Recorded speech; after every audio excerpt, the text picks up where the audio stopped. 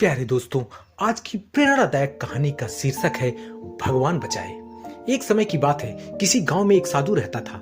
वह भगवान का बहुत बड़ा भक्त था और निरंतर एक पेड़ के नीचे बैठकर तपस्या किया करता था। उसका भगवान पर अटूट विश्वास था और गांव वाले भी उसकी इज्जत करते थे।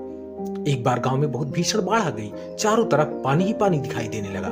सभी लोग अपनी जान बचाने के लिए ऊंचे स्थानों की तरफ बढ़ने लगे। जब लोगों ने देखा कि साधु महाराज अभी भी पेड़ के नीचे बैठे हैं, भगवान का नाम जप रहे हैं, तो उन्हें यह जगह छोड़ने की सलाह दी जाती है। पर साधु ने कहा, तुम लोग अपनी जान बचाओ, मुझे तो मेरा भगवान बचाएगा। धीरे धीरे पानी का स्तर बढ़ता गया और पानी साधु के कमर तक आ पहुंचा। इतने में वहां से एक नाव गुजरी। मल्लाह ने कहा, हे साधु महाराज, आप इस नाव पर सवार हो जाइए, मैं आपको सुरक्षित स्थान पर पहुंचा दूंगा। नहीं, मुझे तुम्हारी मदद की आवश्यकता नहीं है, मुझे तो मेरा भगवान बचाएगा, साधु ने उत्तर दिया। नाव वाला चुपचाप वहां से चला गया। कुछ देर बाद बाढ़ और प्रचंड हो गई। साधु ने पेड़ पर चढ़ना उचित समझा और वहां बैठकर ईश्वर को याद करने लगा। तभी अचानक उन्हें गड़गड़ाहट की आवाज सुनाई दी। एक हेलीकॉप्टर उनकी मदद के लिए आ पहुंचा। बचाव दल ने एक रस्सी लटकाई और साधु को उसे जोर से पकड़ने का आग्रह किया, पर साधु फिर बोला, मैं इसे नहीं पकड़ूंगा, मुझे तो मेरा भगवान बचाएगा। उनकी हट के आगे बचाव दल भी उन्हें लिए बगैर वहां से चला गया।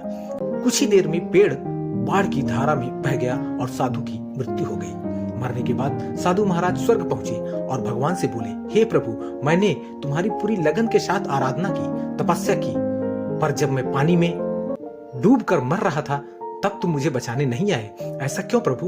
भगवान बोले, हे साधु महात्मा, मैं तुम्हारी रक्षा करने एक नहीं बल्कि 3 बार आया। पहला ग्रामीण के रूप में, दूसरा नाव वाले के रूप में और तीसरा हेलीकॉप्टर के बचाव दल के रूप में, किंतु तुम मेरे इन अवसरों को पहचान नहीं पाए। दोस्तों, इस कहानी से हमें प्रेरणा मिलती है कि जो मौका मिले हमें उसका फायदा उठा लेना चाहिए। क्या सोचिए, हो सकता है भगवान हमारे भरोसे बैठा हो। दोस्तों, ऐसी और शिक्षाप्रद कहानियों के लिए चैनल को सब्सक्राइब करें। ईश्वर आपकी मनोकामना पूर्ण करें, अपना और अपने परिवार का ख्याल रखें। फिर मिलते हैं किसी नई कहानी के साथ, तब तक धन्यवाद।